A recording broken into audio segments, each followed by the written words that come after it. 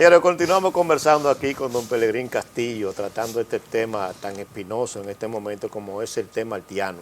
Pelegrín, por lo que se ha enfocado durante la conversación con usted, en Haití no se vislumbra entonces una solución Sí, pacífica. pero vamos a hablar de esos líderes, José, como el caso de Barbecue y de las cosas que pudieran pasar con ese señor y un grupo, porque tengo entendido que hay una confederación, ¿verdad? Sí, mire, estos son elementos para entender el cuadro de lo que está pasando en Haití. La MINUSTA estaba ahí y se supone que su papel era reducir la presencia de grupos armados, de delincuentes. Realmente la MINUSTA partió de Haití. Yo llegué a hablar con el segundo hombre de la MINUSTA antes de ellos irse, que estuvo aquí, me visitó y conversamos ampliamente. Se iban con una sensación de que no habían resuelto ningún problema, pero en realidad me admitió que ellos nunca habían tenido un mandato de resolver problemas reales de Haití, que no fuera mantener un orden público mínimo y evitar que los haitianos salieran por mar. Pero ni siquiera el mandato de cuidar las fronteras, de evitar que entrara droga a Haití, o que salieran haitianos de Haití hacia República Dominicana, ese mandato que debió tenerlo la misión de la MINUSTA, no lo tuvo nunca, porque nunca ha habido un esfuerzo serio de reconstruir Haití.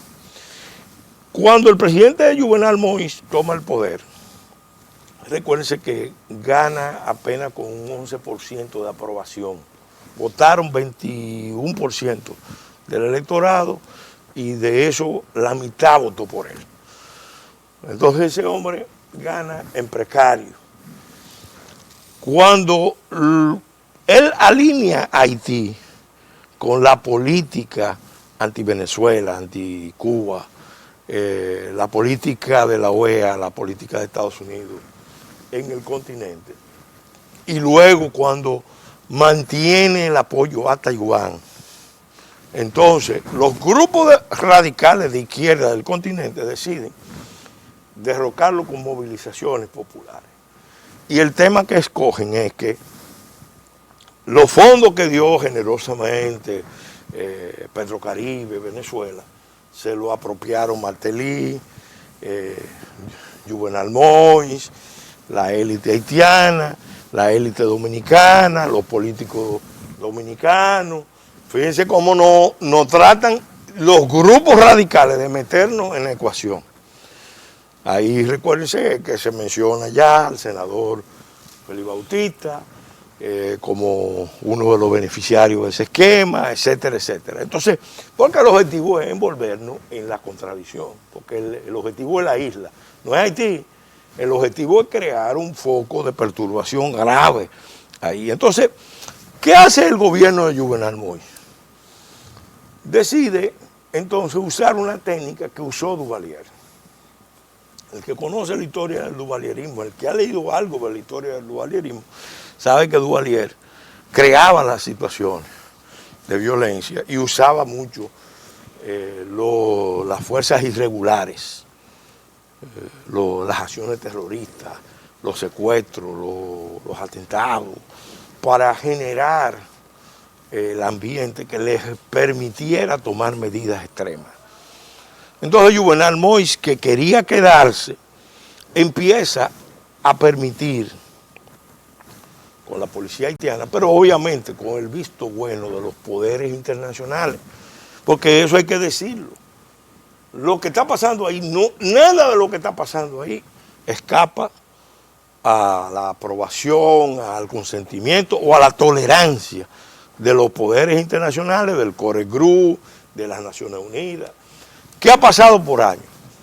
Han hecho llegar a Haití armas modernas, muy modernas, municiones en cantidades importantes, mercenarios, y no solamente colombianos, no, ahí hay mercenarios de Medio Oriente. De Medio Oriente. De Medio Oriente. Ahí hay mercenarios de África.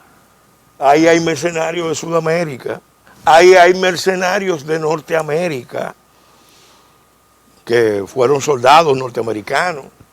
Entonces, ¿qué es lo que están preparando? Exacto. Están preparando un escenario, repito, con agenda distinta, están preparando un escenario de guerra civil, de conflicto de alta envergadura, somalizar Haití, unos para forzar la solución dominicana al problema haitiano y otros para crear en el centro del Caribe un foco de perturbación que demuestre que Estados Unidos no controla su región más cercana. Pero entonces en Haití no hay solución. Entonces, ¿cuál es la solución? ¿Cuál es la lógica de secuestrar 17 misioneros?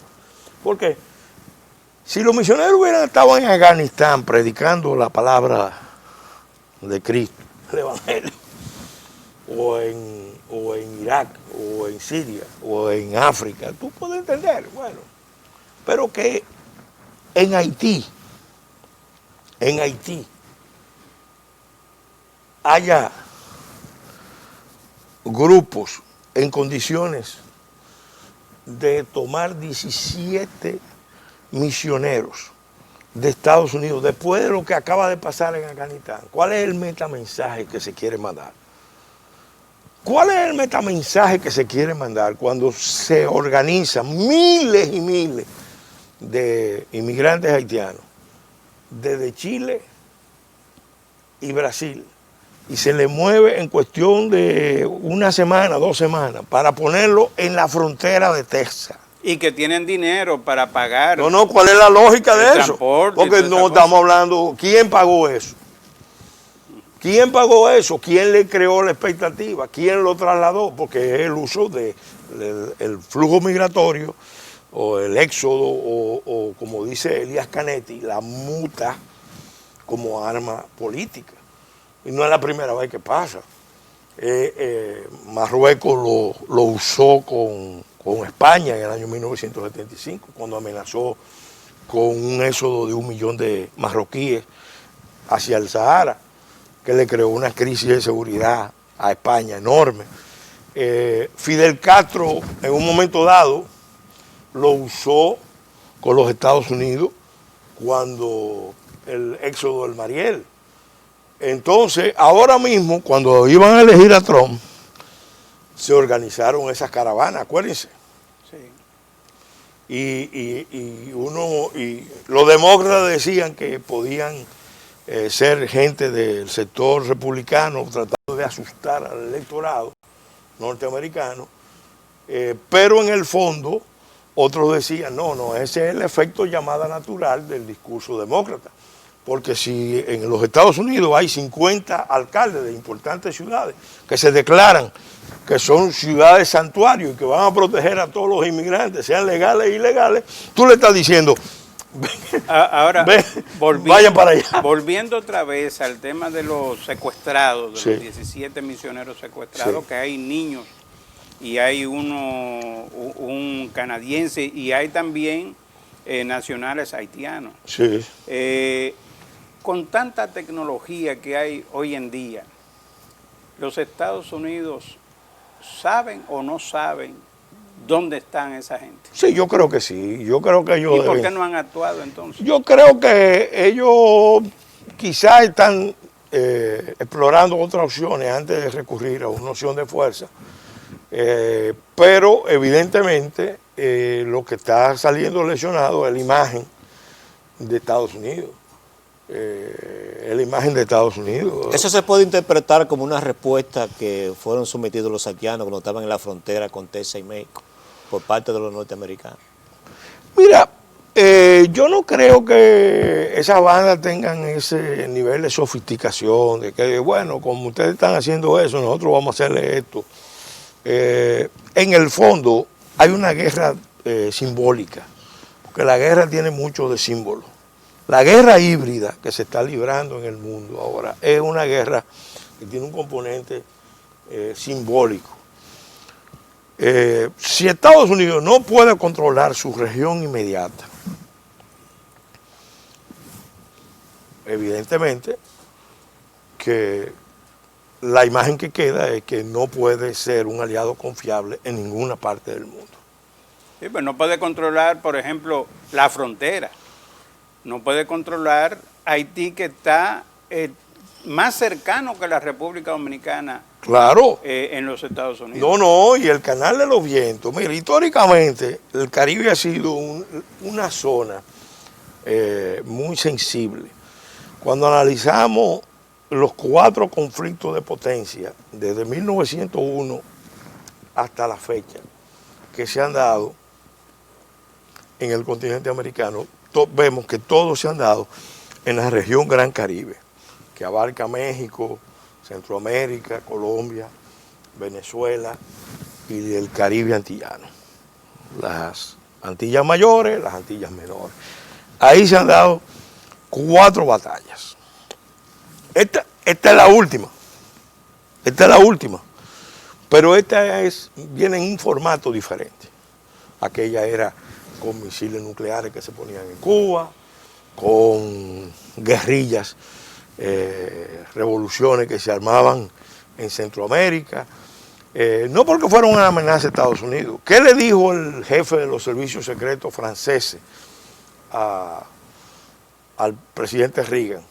El mayor peligro a la seguridad nacional de Estados Unidos en 1980, estoy hablando, es el conflicto de Centroamérica. No porque ninguno de esos países tenga fuerza para amenazar a Estados Unidos, poner en peligro la seguridad, sino porque existe la posibilidad de que el conflicto centroamericano, por las condiciones que tiene, se propague a México.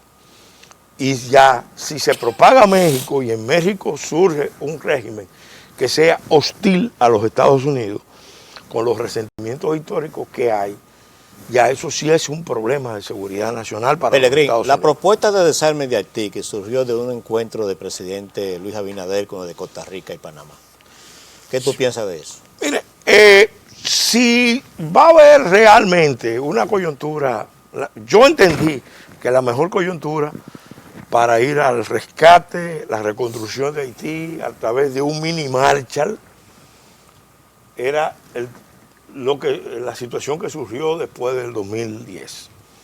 Se hizo una cumbre, la cumbre de Punta Cana. Ahí se eligieron 2 presidentes norteamericanos, 2.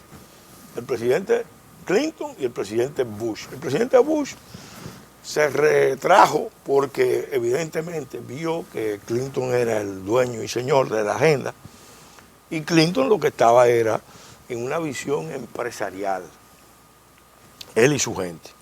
Esto es una oportunidad para hacer negocios. Entonces, al final, ¿qué ha pasado? Involucraron a República Dominicana y eso ni ha ayudado a Haití y nos ha perjudicado a nosotros. Ahora estamos en una coyuntura donde hay que cambiar el enfoque. República Dominicana tiene que demostrar con hechos que no hay solución dominicana al problema haitiano para que la comunidad internacional se enserie con el tema de Haití. Ahora, don Pelegrín, nos queda muy poco tiempo, pero yo quiero hacerle una pregunta. La Cancillería de la República Dominicana, ¿usted entiende que está enfocando bien el tema haitiano o puede fortalecer la posición a nivel internacional, la posición del presidente Luis Abinader? Bueno, se han hecho planteamientos internacionales. El planteamiento que hizo el presidente Abinader junto con los presidentes centroamericanos va en la línea correcta. Eso lo trabajó previamente la Cancillería, porque la Cancillería en la OEA, el canciller visitó la OEA y prepararon el ambiente. Se quería, entiendo yo, que más países participaran, pero Costa Rica y Panamá son 2 países que están sufriendo el problema, porque esa migración entra por Panamá, pasa por Costa Rica y sigue para México.